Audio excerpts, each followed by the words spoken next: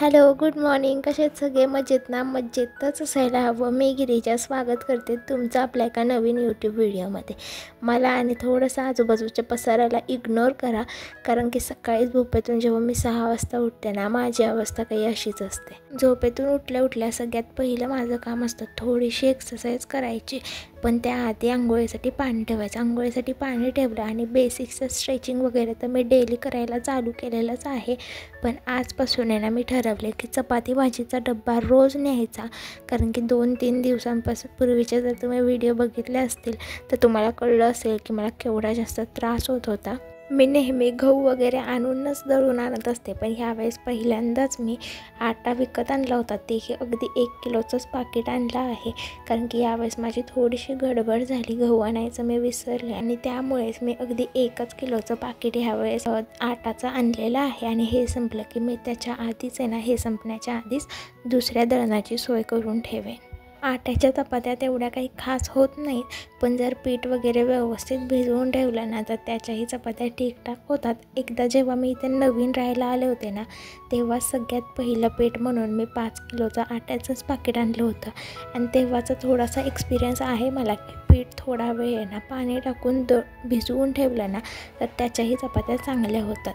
पण हे पीठ थोडंसं रवाळ असतं. आपण जर स्वतः दळून आणलं ना तर ते पीठ खूप जास्त बारीक असतं. हे पीठ थोडंसं रवाळ असतं. जशी मला चांगली भाकरी जमायला लागली ना, तेव्हापासूनच मी डबा न्यायला आळस करते, कारण भाकरी मला डब्याला नेऊ वाटत नाही आणि चपातीचं पीठ मला भिजवू वाटत नाही. सकाळी उठल्यानंतर आहे ना, मला फक्त एकाच गोष्टीचा आळस येतो, ते म्हणजे चपातीचं पीठ भिजवायचं. कारण ते भिजवायचं, 5-10 मिनटं ठेवायचं, त्यानंतर पुन्हा भाजी करायची आणि चपातीचा ना बनवायचा आजकाल मला थोडासा कुटाणाच वाटायला लागला. भाकरी कशी पटकन होऊन जाते. आणि हे फक्त एकमेव कारण आहे की मी चपाती भाजीचा डबा न्यायचा थोडासा आळस करते, की मला चपातीचं पीठ भिजवायचं ना सकाळ खूप कंटाळा येतो. अगदी 4 चपात्याचं पीठ भिजवायचं असतं, पण तरी मला तेवढंसं भिजवायचं पण प्रचंड कंटाळा आल्यासारखं वाटतं. चला, चपातीचं पीठ भिजवून मी मुरण्यासाठी ठेवलेलं आहे आणि म्हटलं चला लगेचच इकडं भाजीची तयारी करून घ्यावी. आता एखादी गोष्ट जर आपण गडबडीच्या वेळेस उपयोगी येण्यासाठी घेतलेली आहे तर ती खूप जास्त गडबड असतानाच मी कधीतरी वापरेन असा विचार न करता मी रोजच्याच वापरात ही मशीन वापरण्याचा प्रयत्न करत असते. बघितले तर ही मशीन खूप जास्त स्वस्त आहे, पण ही खरंच खूप जास्त टाईम सेविंग आहे आणि माझ्या सकाळच्या गडबडीमध्ये ही खूप जास्त उपयोगाला येते मला. आणि जर ती गोष्ट घेतली आहे ना तर त्याचा पुरेपूर वापर करायचा प्रयत्न करायचा. आणि मशीन क्लीन करणंसुद्धा खूप जास्त सोपं आहे, त्यामुळे डेली वापरामध्ये ती वापरायला मला जास्त अडचण येत नाही. अगदी क्लिनिंगला वगैरे खूप जास्त त्रास होत असताना तर मग मीही ती मशीन वापरणं खूप जास्त टाळाटाळ केली असते. मटकी मी बाहेरून आणली होती, त्यामुळे पहिले ती पाण्यामध्ये भिजत टाकली, कारण बाहेरून आणलेल्या मटकीला ना थोडासा वास वगैरे येण्याची शक्यता असते आणि घरात मोड आणलेली मटकी एकदम फ्रेश असते. त्यामुळे बाहेरची मटकी धुतल्याशिवाय मी कधीच कुठलीच गोष्टीचा वापर करत नाही. चला, अगदी सोप्या पद्धतीने तेलामध्ये कांदा टोमॅटो परतून घेतलं, त्यामध्ये सगळे मसाले थोड्या प्रमाणात टाकले, त्यानंतर त्यामध्ये थोडीशी चटणी, थोडंसं कूट आणि त्यानंतर मस्त अशी स्वच्छ धुवून घेतलेली मटकी टाकली, थोडंसं पाणी टाकलं आणि ते शिजण्यासाठी ठेवून दिलं. थोडीफार जी काही भांडी पडली होती स्वयंपाकाची तीही लगेचच घासून घेते, कारण पाणी तापलं होतं, पण अजून थोडंसं 5 मिनटं उकळेपर्यंत माझ्याकडे वेळ होता.